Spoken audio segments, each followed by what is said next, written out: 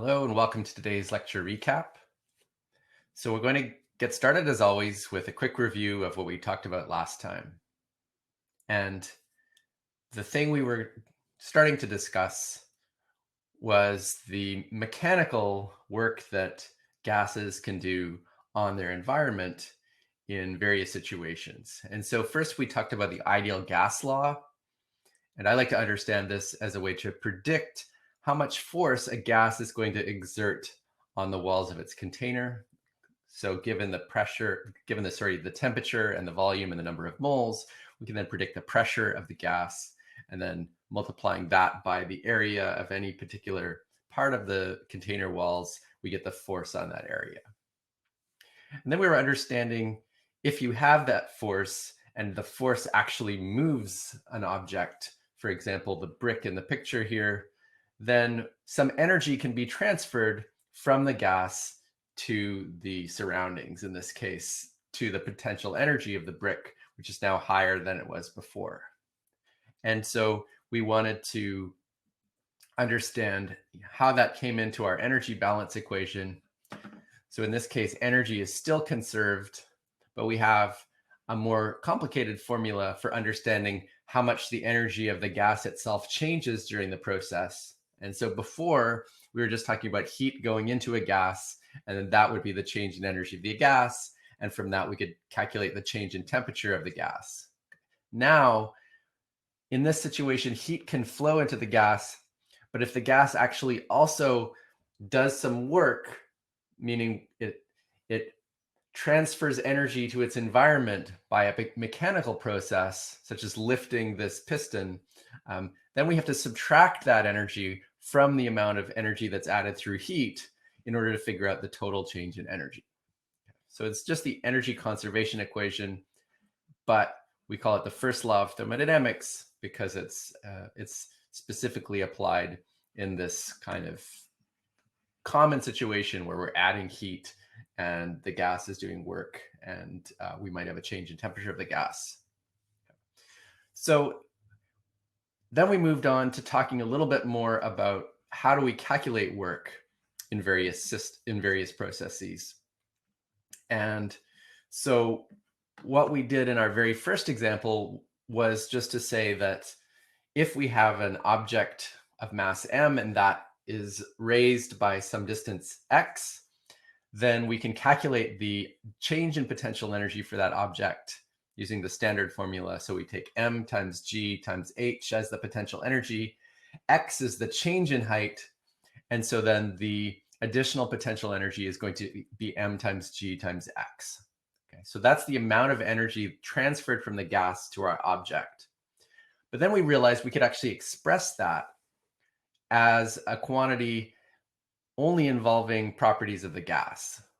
Okay, so the first thing was that we realized if you had any other source of force pressing down on the gas, so instead of the weight of the object, which is mg, the force from gravity, if we had just a hand pressing down on the piston with the same force and the same change in position happened, then the gas would be doing exactly the same amount of work as before on the piston. Okay, so the same amount of energy would be transferred.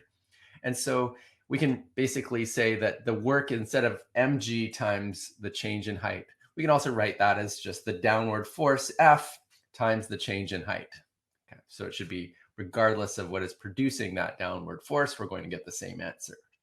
And then by Newton's third law, we can also write that as the magnitude of the upward force from the gas, because the downward force from the piston on the gas must equal the upward force from the gas on the piston. And so then we have a formula for work which just refers to properties of the gas. Okay, so the work is the force of the gas on the piston times the change in position of the piston. Okay. And in this example here, both of those things are in the same direction. The force is pushing upward and the piston is moving upward. And so in this case, we say that the work is a positive quantity. So our physics definition of this letter W is going to be the work that the gas does on its environment, meaning the energy transferred from the gas to the environment through this mechanical process. Okay. So the same formula works in other cases where it's really the environment that's transferring a positive amount of energy into the gas. So when the gas is compressed, that's going to be the situation. The difference there is that the force will be in one direction and the change in the location of the wall will be in the other direction. So in that case, we would end up getting a minus sign in our formula, and that would tell us that the work done by the gas is a negative quantity, whereas the work done by the environment in that case would be positive. So it's a lot like our Qs, where if we have heat transferred from one part of a system to the other, Q is positive for the part of the system that's gaining the energy. Q is negative for the part of the system that's giving up the energy. Or the important thing is that the sum of the Qs is then equal to 0. So in a similar way, the sum of the work, so the net amount of energy done by one part of the system plus the net work done by one part plus the net work done by the other part would add up to 0. Okay, again, because energy is conserved. All right, so let's do an example of applying this formula in a different situation. In this case, we have a little man, they're pushing on this piston and the gas in the cylinder is being compressed. Okay, you see the man has actually done work because his face is slightly flushed after that effort. And so what I want you to do is think about how much work is done by the gas in this process. So pause your video, look at the various answers, and then we'll talk about which one is correct.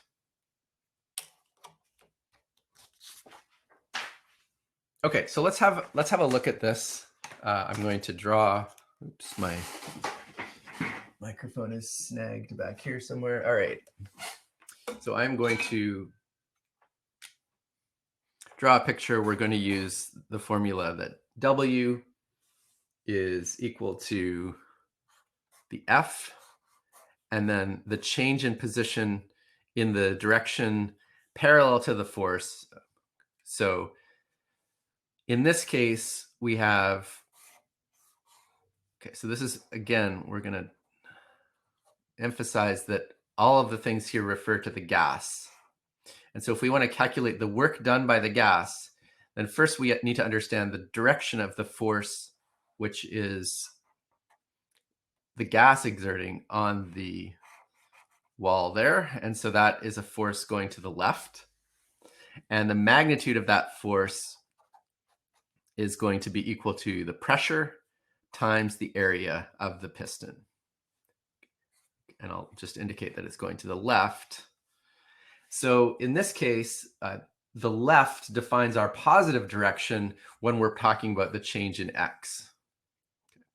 So if we then look at the final situation, what we see is that, so relative to that initial position, the little man has actually pushed the piston to the right. And so the change in x is the opposite direction of the force. And so by our definition, delta x would then be negative. So delta x is the change in position in the direction of the force. In this case, it's opposite. So in this case, delta x equals minus d. And so the work in this case is equal to pressure times area and then times negative d. So the work done by the gas is a negative quantity. Okay, so that means that rather, instead of the gas transferring energy to its environment through this mechanical process, actually the gas has gained energy through this mechanical process. And it's really the person, we could say the person has done positive work on the gas. The gas has done negative work on its environment. So one of the interesting things to note about this formula is that what you have is a combination of the area of the piston times the distance that the piston moves. And what we notice is that that is the amount by which the volume of the gas changes in this process. So we can actually rewrite this equation simply as the pressure of the gas times the change in volume of the gas during the process. Okay. So that'll be actually the most common formula that we're going to use for work. And so that's indicated here on this slide, that starting from the F delta X formula, what we could do is just replace F by P.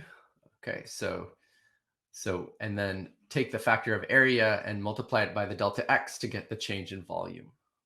So the work done by a gas is going to be just the pressure times the change in volume. And that means that anytime your gas is expanding, you're going to get a positive work. It's pressing out on the walls, and the walls are moving outward. So you get a positive work transfer of energy to the environment. If the volume is decreasing, that means that the work done by the gas is negative. Okay, so negative for compression, positive for expansion. One of the things to be careful about when using this formula is that it does assume that the pressure is constant throughout the process. And so we'll shortly understand how to deal with situations where the pressure is not constant. So to get there, I have another question for you to think about. And this question involves a particular way of exhibiting thermodynamic processes on a graph. Okay. So what we can do is monitor during our process here, in this case where the piston is rising up, what we can do is monitor the pressure and the volume during the entire process and plot these things on a pressure volume graph, where volume is on the x-axis and pressure is on the y-axis. And so in this situation, going from here to here, the volume expands from 30 liters to 50 liters, but the pressure remains constant because the upward force should balance, or at least close to balance, the downward force. And that means that because the downward force is remaining constant, the pressure is going to be approximately constant in this situation. Okay. So what I want you to do in this case is just use the information from the graph in order to calculate the amount of work that's done by the gas on its environment on this weight in the process. Okay, so you can pause the video there and think about it, and now we'll talk about it. All right, so we're going to just use our formula. The work is equal to P times the change in volume. In this case, it's very simple because the pressure is a constant 50 kilopascals during the entire process.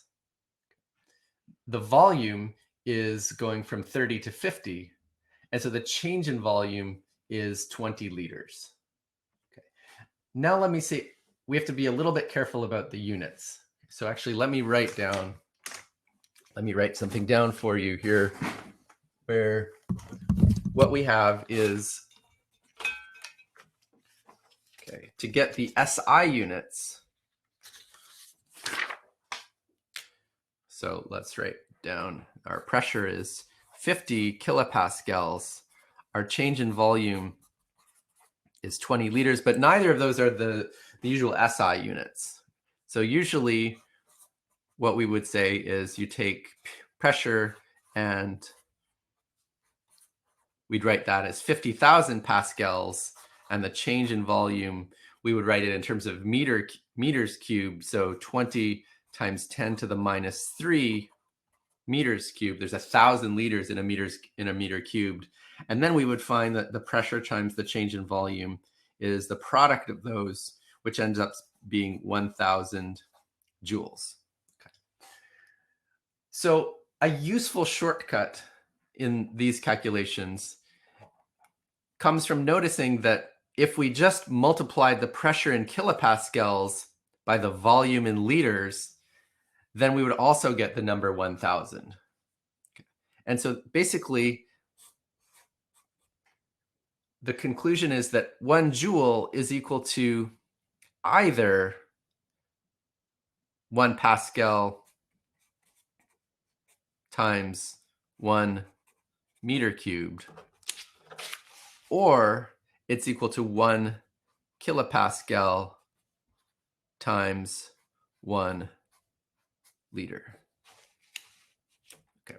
And so in our thermodynamics calculations, then it turns out that you can work, either with liters and kilopascals or with pascals and meters cubed. Either of those ones will give you the same answer if the thing that you're calculating is some energy. Okay.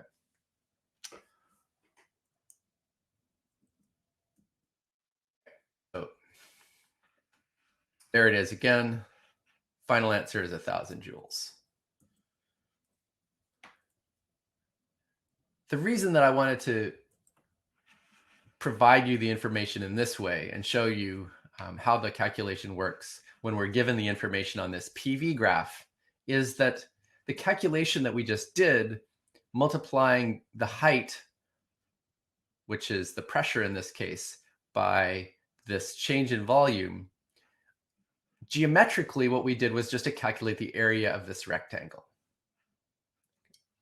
And so that's actually going to be very useful for us in understanding how to calculate work when the pressure is changing. Okay. So at least in this situation, the work is equal to the area under the PV graph. It turns out that that is going to be generally true, even in cases where the pressure is changing. And I will argue for that in a couple of slides. But let's just, for now, assume that it's true. And let's just do another example to get used to this different way of calculating pressures. So we have this formula, which works if the pressure is constant. What we're about to see is that the work, if the pressure is changing, it's still the area under the PV graph. Okay, so just to make sure you're understanding what I'm saying, take a minute to see if you can calculate the work in this particular situation using our new formula for work in terms of area. And then I'll derive that for you or give you an argument that that is actually going to be true. Okay, so let's just quickly understand how to apply the formula in this case, where we see the pressure is originally 50 kilopascals. Eventually I let it up and it's 30 kilopascals. So I'm or whoever this is pressing not as hard at the end as they were at the start. On the graph, you see the pressure is then decreasing as the volume expands. And so what we can say is that the work is the area under this, in this case, it's just a line. And we always mean the area between the line all the way down to the x-axis. So here we can just take the area of this rectangle plus the area of this triangle. The area of the rectangle is 30 times 20, so 600 joules.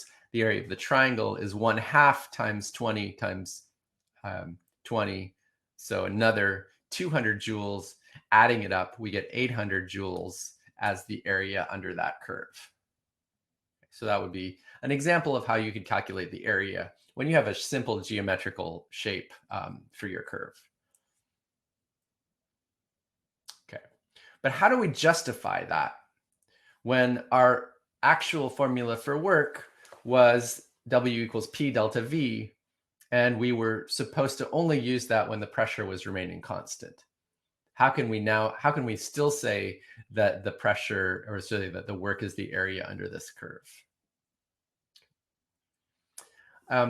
So the way to think about it in this more complicated situation where pressure is changing is to actually break up your process into many little steps. So the pressure is going down from 50 to 30. And so there's not one value that we can plug into the P delta V formula. But let's break it up and first think about the part of the volume change going from, say, 30 liters to a slightly higher volume, where the pressure decreases from 50 to 49.9. During that little process, the pressure is almost constant. Okay, within less than 1%, we could say that the pressure is 50. And so to a good approximation, then the work done during that part of the process is going to be P delta V, where we could use 50 or 49.9. Either of those will give a very similar answer. And then we can go to the next step when the pressure goes from 49.9 to 49.8. And we could calculate the work during that step using our P delta V formula. And we could keep adding the work for each of the little steps until finally we get down to a pressure of 30. And so the final result is that the work is going to be the sum of those individual works. And geometrically, what those individual works would be the areas of these individual rectangles. So to a good approximation, then the work done in this more complicated process is the sum of the areas of all these rectangles. Okay. And you can see that that's not exactly precise because the pressure was still changing a little bit. So to make it even more precise, what we want to do is take even smaller divisions of our process. So go from 50 to 49.9999, something like that, and then take many, many steps and add up P delta V for each of those. And in this case, we can see that the inaccuracy is going to be less and less and less the smaller we take our steps. What we really want to do is take a limit where those steps involve a negligible change in pressure, and then add up the areas of this almost infinite number of rectangles. So in the limit, the number of rectangles does become infinite. When we do that, what we would see is that you would get exactly the area under the curve. If those rectangles become arbitrarily narrow, then this little gap that we see here is going to go away.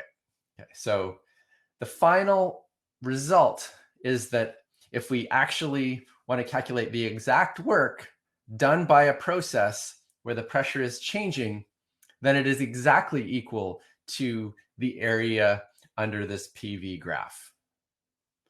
Mathematically, that's the definition of the integral of the graph of the function P as a function of volume from the initial volume to the final volume. Okay, that is the definition of this particular integral.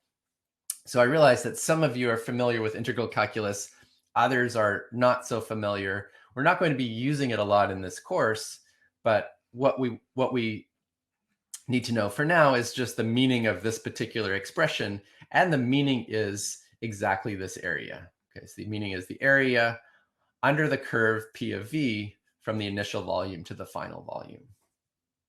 Okay. So I'm going to now tell you a recipe for how to calculate this in a situation where you're given P as a function of V. For the people that aren't so familiar with integral calculus, you could just take this as a mathematical recipe for getting an answer. And I have a separate video to explain to you where this recipe is coming from. So I'll give you a link to that on our Canvas page, on our course website, and you can watch that to sort of review where this recipe is coming from. And even if you've seen integral calculus, you may want to watch the video anyways to review the derivation of this formula. Okay. But for now, let me just tell you the way that we could calculate the change, the area under this curve if the curve is given by some particular function P of V. So in our example here, P is going to be part of a parabola. The formula for P in terms of V is P equals AV squared, where A is this constant 100 kilopascals per liter squared. So if I plug in 1 liter, the pressure is 100 kilopascals. If I plug in 2 liters, the pressure is 800 kilopascals. And then in between, we have this curvy dependence. So it's going to be difficult to calculate the area there without using some calculus. So what is the calculus method? The recipe that we want to follow is that we look at our function p of v, we find a function whose derivative is that p of v. Okay, so f of v is just some other function where if you differentiate with respect to v, you get this function p of v. And then to calculate the area, you simply evaluate the function f at the higher volume and at the final volume and subtract the function f at the initial volume. So take a few minutes to try that for this particular example. See if you can calculate the work in this case, and then I'm going to do it for you.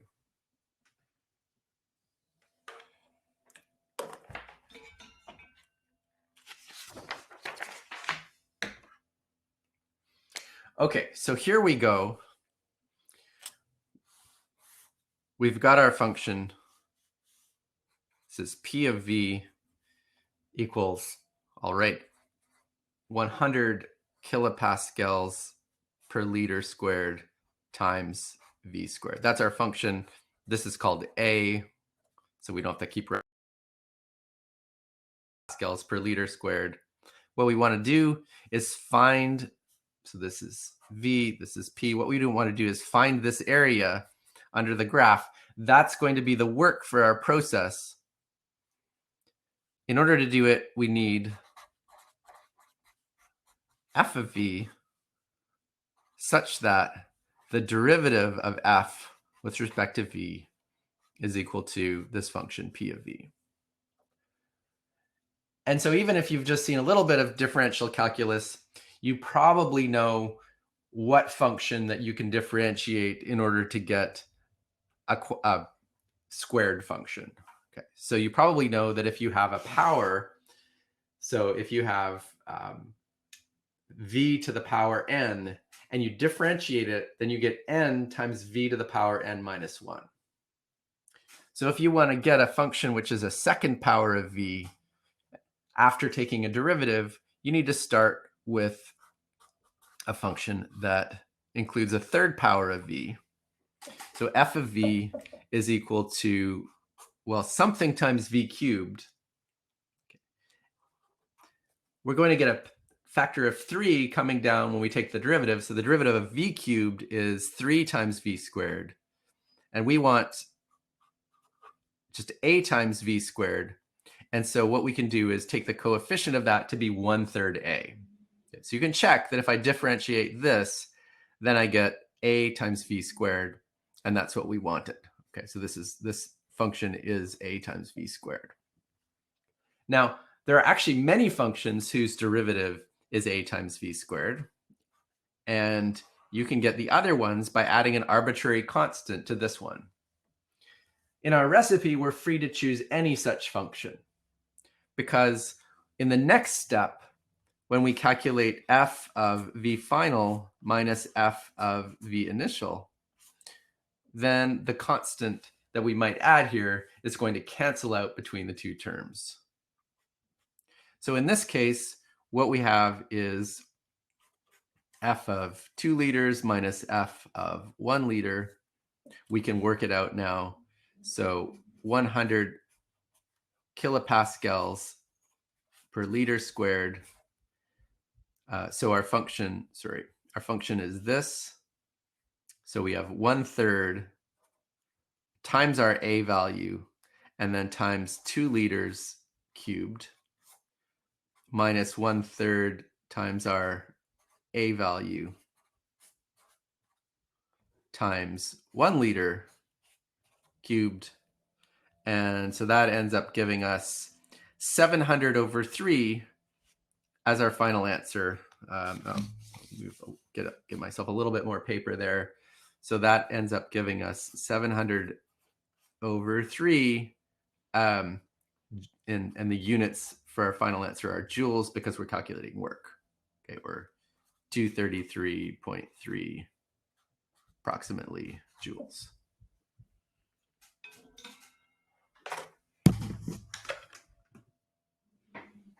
Okay, so I would definitely recommend that probably seems like black magic if you've never done it before. So I would definitely recommend my video on using calculus to calculate work when pressure is changing. And you'll find the link on our Canvas page. I'll also put it in this YouTube video. Okay, so that was that. That's basically it for today. So we've now understood the various ways that we have to calculate work. We can use P delta V if the pressure is constant.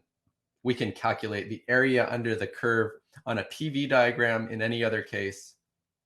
We remember whenever the volume increases, the work is positive. If the volume decreases, the work is negative. Okay, so in this previous example, if the arrow was going the other way, we would still calculate the area, but then we would use a negative sign. Okay.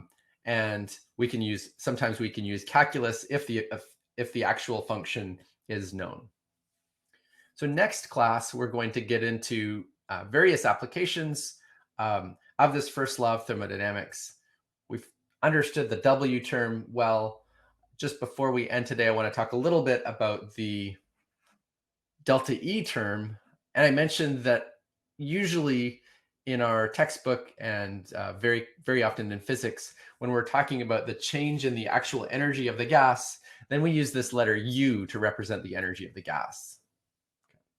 So our first law is then going to say delta U, which is the change in the actual energy of the gas, is equal to Q, the energy that we add by heat, minus W, the energy that the gas gives up to its environment by doing mechanical work, okay, through a mechanical process.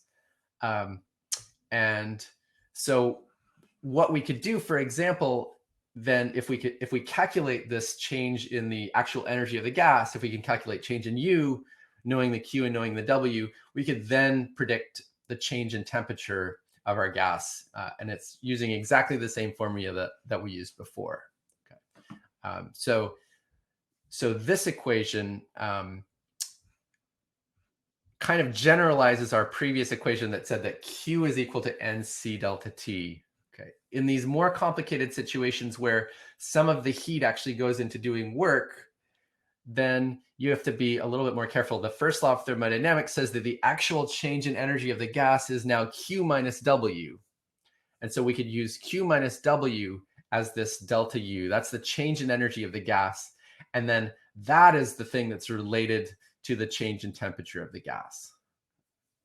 So in every problem that we'll ever see, regardless of whether you have work or you don't have work, it's actually always true that the change in this internal energy of the gas is equal to NC delta T. And when we're talking about gases, it's usually this molar form of the temperature energy relation that we're going to be using. Okay, so little n here is the number of moles of gas. The CV is this molar specific heat that we introduced earlier, and then that's the change in temperature. Okay, so this is our main equation. It always works, and so you'll be seeing that a lot. Finally, just to remind you about, what is this energy that we're talking about, and how do we understand this specific heat?